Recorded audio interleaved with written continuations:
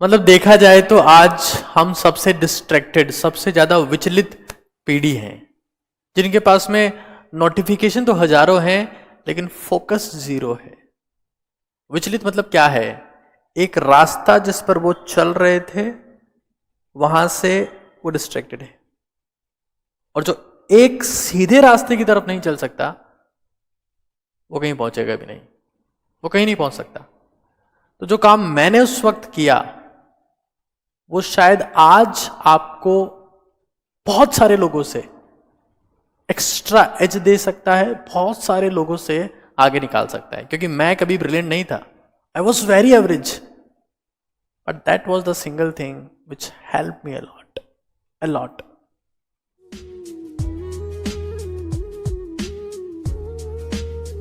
तो आज किसी और की बात नहीं करेंगे, आज बात करेंगे मेरी खुद की तैयारी की। मैं हर बार आपको अपने कई स्टूडेंट्स का एग्जाम्पल देता हूं कि इसने ऐसे तैयारी करी, मेरे सीनियर ने ऐसे तैयारी करी, मेरे जूनियर ने ऐसे तैयारी करी। आज मैं बात करूंगा सिर्फ अपनी तैयारी की।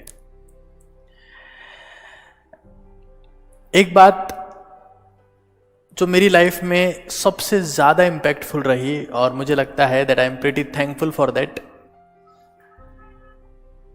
10th क्लास में अजमेर में एक स्कूल है सेंट पॉल्स, मैं उसका स्टूडेंट था और हम लोग गांव में रहा करते थे। अजमेर के पास में एक गांव है राजगढ़ के नाम से। ऐसा राजगढ़ अलवर राजस्थान में भी है, लेकिन मैं अजमेर राजस्थान वाले राजगढ़ की बात कर रहा हूं, जहां पर बसेस नहीं चलती थी, कोई ट्रांसपोर्टेशन फैसिलिटी नहीं थी, कुछ नहीं था। तो मेरे पिताजी क्या करते थे कि हमको हर रोज सुबह कि हम लोग स्कूल टाइम पर पहुंच पाए, पास में गांव था ककलाना के नाम से। मैं नहीं चाहूंगा कि आप लोग इन गांव के नामों के ऊपर फोकस करें, otherwise you will be confused. जो हमारे गांव से 3 किलोमीटर दूर था वहां हमें छोड़ते थे ताकि हम लोग बस में बैठकर स्कूल जा सके। मेरे बहुत सारे बैचमेट्स बाइक से आते थे, स्कूटर से आते थे, वैन से आते थे, या उनकी जो स्पेसिफिक फैसिलिटीज़ होती थी उससे आते थे। बट मैं, मेरा भाई और एक मेरा फ्रेंड, हम लोग बस में आते थे। और जब मेरे पापा मुझे छोड़ते थे वहाँ पर, तो आगे छोटा भाई होता था टंकी पर और पीछे हम दोनों होते थे, मतलब मैं और मेरा फ्रेंड। तो कुल मिला के एक मोटरसाइकिल पर 4 लोग। मुझे पता है कि ये ट्रैफिक रूल्स का वायलेशन है, बट मजबूरी हर चीज करवाती। अब जो बस हमें मिलती थी उसकी हालत उस मोटरसाइकिल से भी खराब होती थी। सभी गांव के लोग, क्योंकि वो सुबह की सबसे पहली बस होती थी जिसमें वो सारे लोग बैठते थे जिन्हें शहर में कुछ काम करना है, तो उसमें दूध वाले भी होते थे, उसमें सब्जी वाले भी होते थे, उसमें छाछ वाले भी होते थे, उसमें दही वाले भी होते थे, और बहुत सारे फार्मर्स भी होते थे। और उस बस में होता था सिर्फ धुआं, क्योंकि ज्यादातर इस प्रोफेशन से कनेक्टेड लोग अपने आप को फोकस रखने के लिए लगातार निकोटीन का इस्तेमाल करते हैं। सीट की उम्मीद, मुझे याद नहीं कि मैंने 10th, 11th और 12th 3 साल मैंने ट्रेवल किया उन्हीं बसेस में। मुझे याद नहीं कि मैंने कभी सीट की शक्ल देखी हो कि सीट कैसी दिखती है इस बस की। इतनी भरी हुई बसें होती थी और ट्रेवल करने में मुझे लगता था 1 से 1.5 घंटा। मैं सुबह आता था तो भी 1 से 1.5 घंटा, और जब स्कूल की छुट्टी होने के बाद घर जाता था तब भी मुझे 1 से 1.5 घंटा लगता था।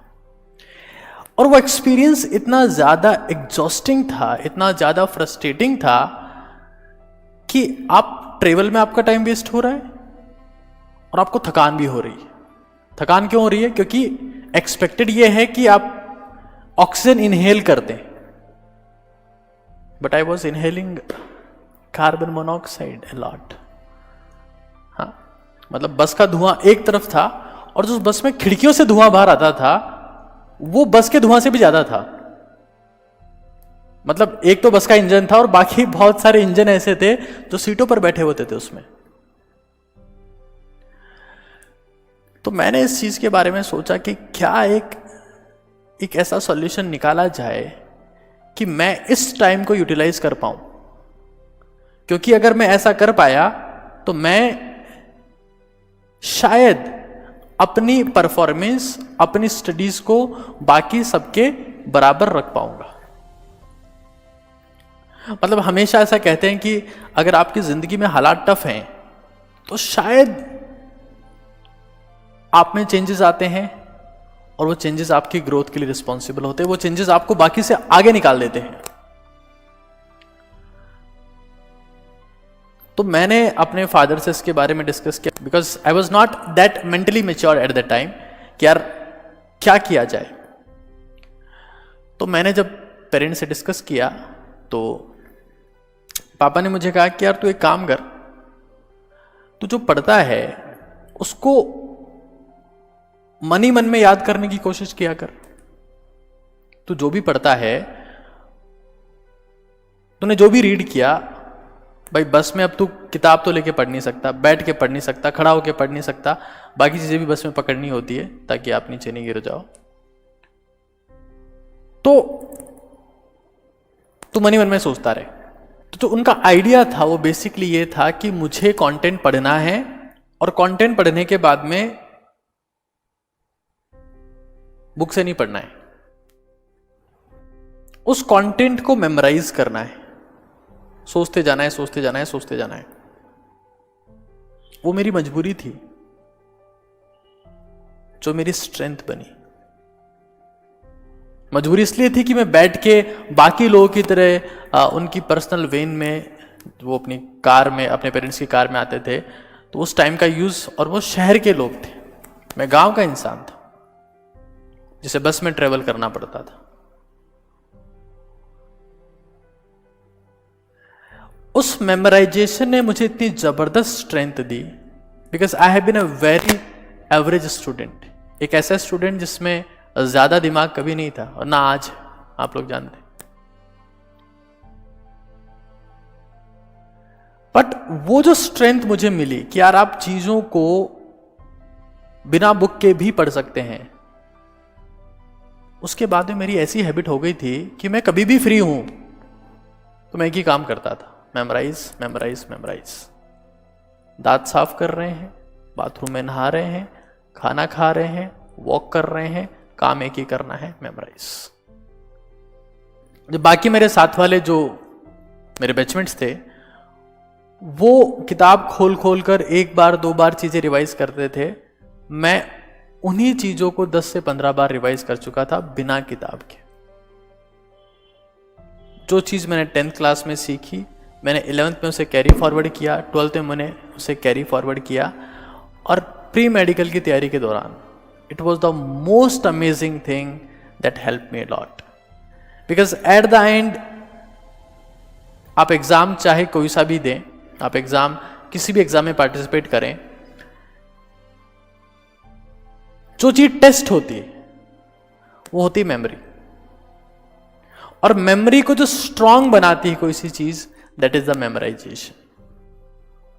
मैं देखता हूं कि 99% स्टूडेंट आज भी जब पढ़ने बैठते हैं वो तभी पढ़ते हैं, जब आप पढ़ने नहीं बैठे हैं, आप तब भी पढ़ रहे हैं, तो आप ब्रिलियंट स्टूडेंट हैं। आप उस वक्त भी पढ़ रहे हैं जब बाकी लोगों को लगता है कि यार ये तो भी टाइम पास कर रहा है, तब आप एक रियल स्टूडेंट है, तब आप इंटेलिजेंट स्टूडेंट है। आप उस वक्त पढ़ रहे हैं जब आप वॉक कर रहे हैं, आप उस वक्त पढ़ रहे हैं जब आप खाना खा रहे हैं, आप उस वक्त पढ़ रहे हैं जब आप सिर्फ बैठे हैं, लोग देख रहे हैं सिर्फ बैठा है, टाइम पास कर रहा है। उस वक्त अगर आप अपने काम के ऊपर, अपने कंटेंट के ऊपर बार बार फोकस करेंगे तो आपकी उसमें एफिशिएंसी बहुत जबरदस्त होगी।